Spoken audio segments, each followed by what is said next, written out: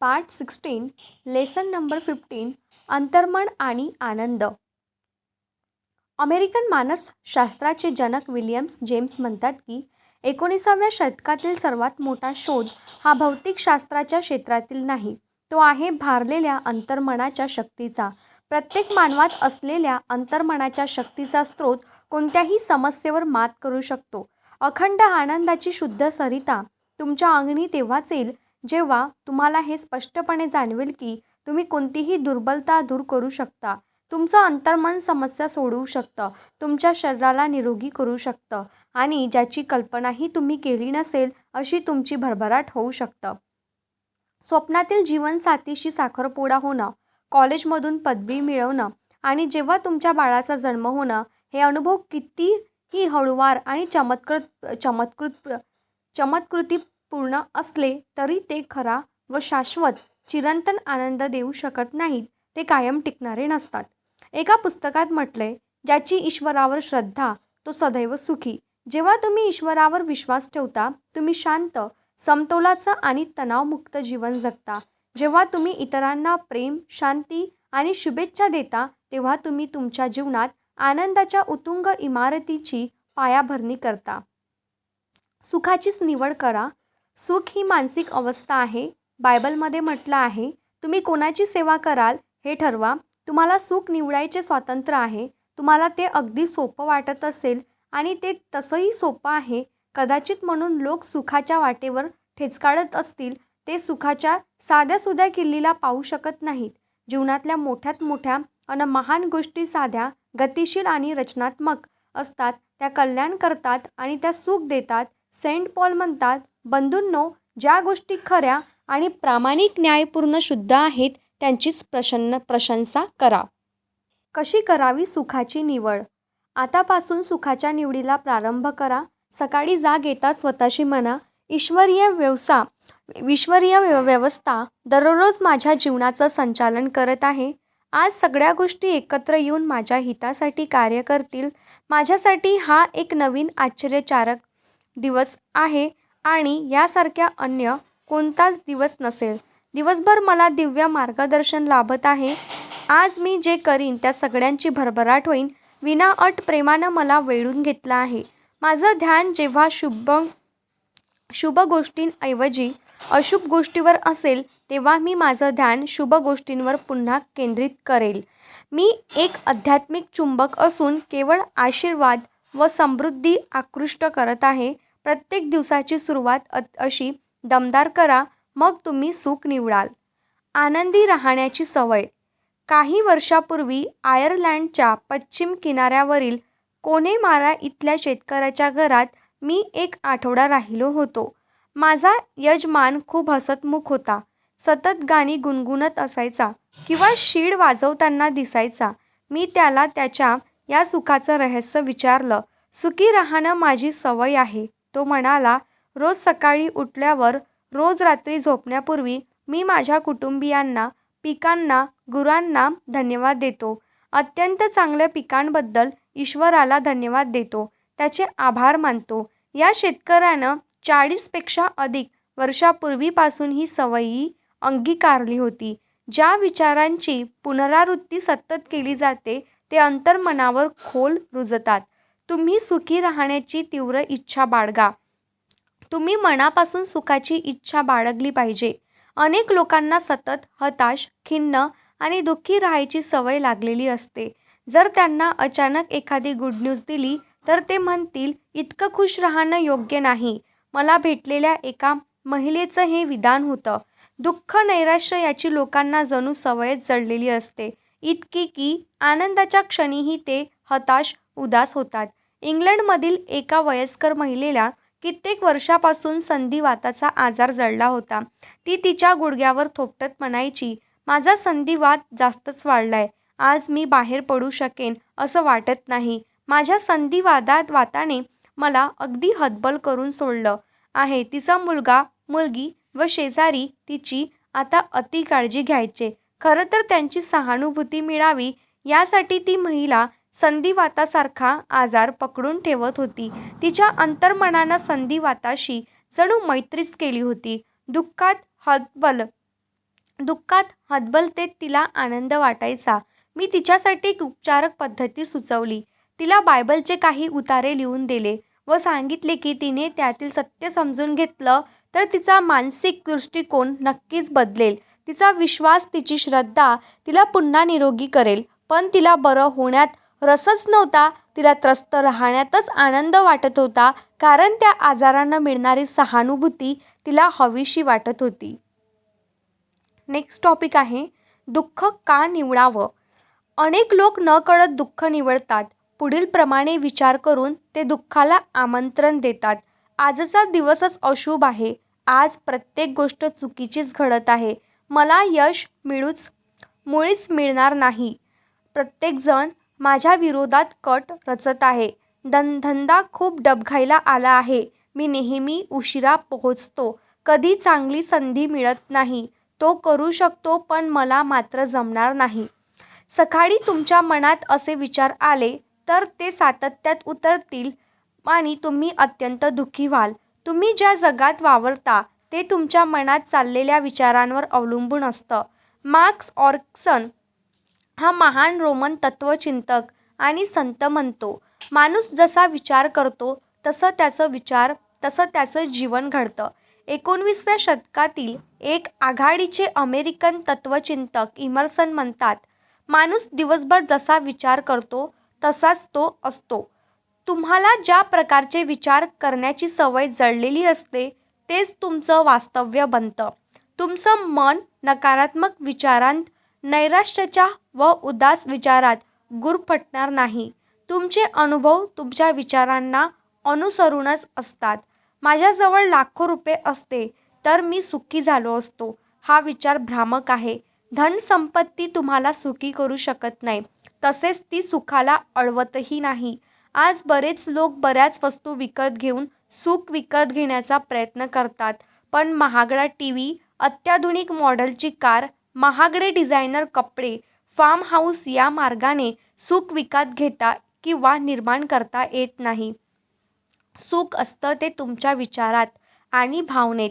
सुख निर्माण होण्यासाठी काहीतरी कृत्रिमपणे करावे लागतं असं बऱ्याच लोकांना वाटतं. कोणी म्हणतं जर माझी अध्यक्षपदी निवड झाली, एखाद्या कॉर्पोरेशनचा CEO बनलो, वर्तमानपत्रातील पेज 3 वर झळकलो. पण सुख ही आध्यात्मिक अवस्था आहे. पदोन्नती किंवा मानसन्मान सुख देतीलच असं नाही. अंतर्मनाचे नियम जाणून घेण्याचा आणि त्यांचा जीवनात प्रत्यय घेण्यातच खरं सुख सामावलं आहे.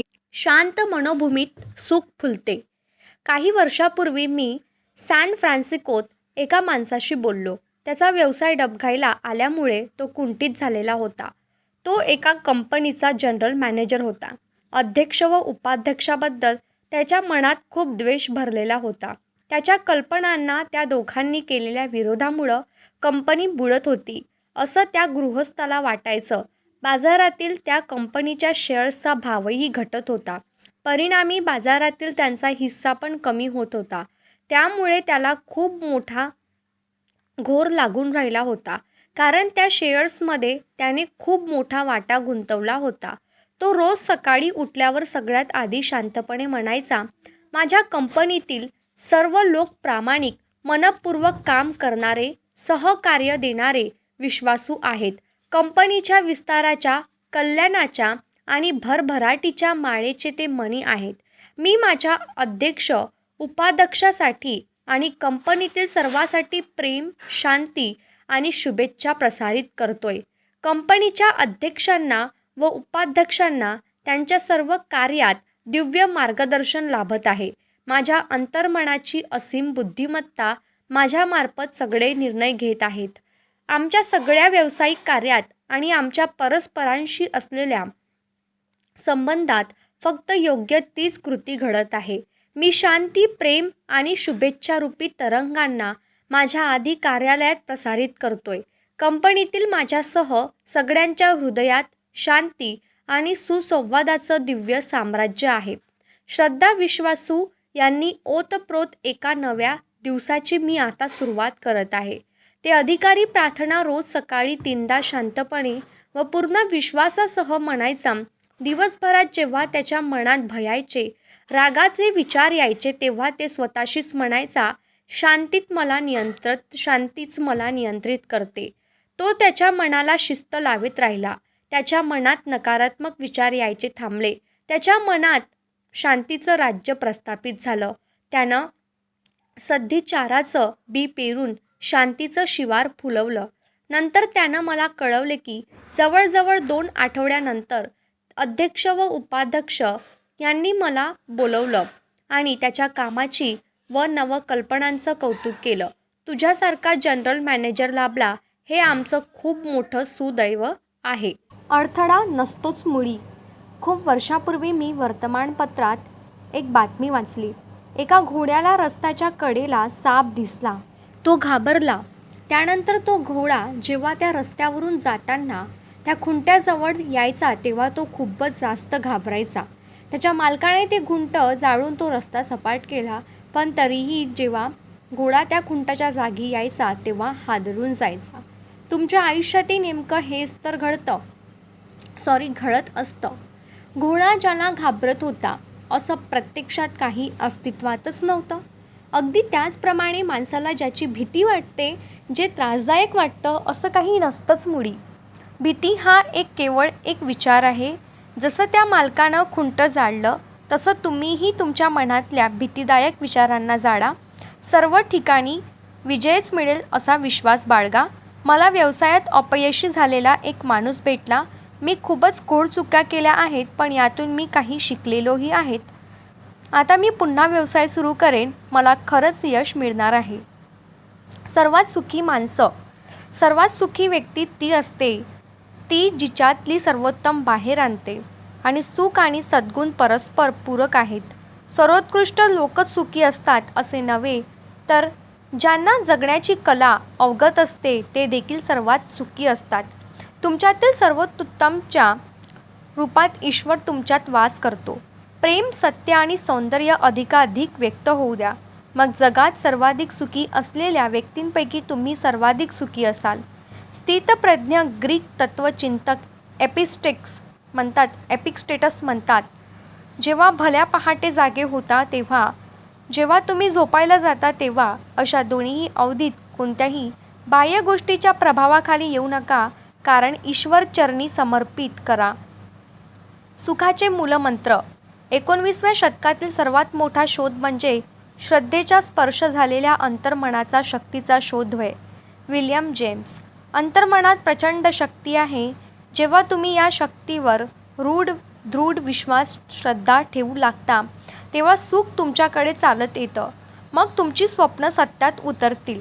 अंतर्मनाच्या शक्तीद्वारे तुम्ही कोणत्याही अपयशानंतर धवल यश मिळवू शकता आणि तुमच्या मनात जतन केलेली इच्छा पूर्ण करू शकता. जो ईश्वरावर विश्वास ठेवतो तो सुखी होतो. सुखाची निवड करा. सुखी असणं एक सवय आहे. ज्या गोष्टी सत्य, प्रामाणिक, न्यायपूर्ण, शुद्ध आहेत त्यांची प्रशंसा व्हायलाच हवी. सकाळी डोळे उघडता स्वतःशीच म्हणा, आज मी सुखाची, यशाची, योग्य कर्माची, प्रेमाची व शुभेच्छांची शांतीची निवड करतो.